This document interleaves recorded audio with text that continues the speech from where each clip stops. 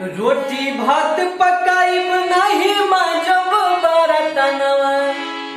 रोटी भात पकाइब नहीं मांजब बरतनवा। दहेज दे के किनल बानी तहरा के सजनवा।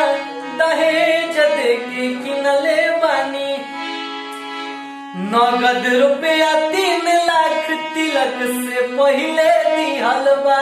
नाच बाजा समियाना के भी पैसा न लिहल बा। नगद रुपया 3 लाख तिलक से पहले दिहल बा। नाच बाजा समियाना के भी पैसा न लिहल बा। पपे हमर दिहले आवे जाए के साधनवा। पपे हमर दिहले आवे जाए के साधनवा। दहेज दे के किनल बानी तहरा के सजनवा। दहेज दे के किनल बानी तहरा के सजनवा। दहेज दे के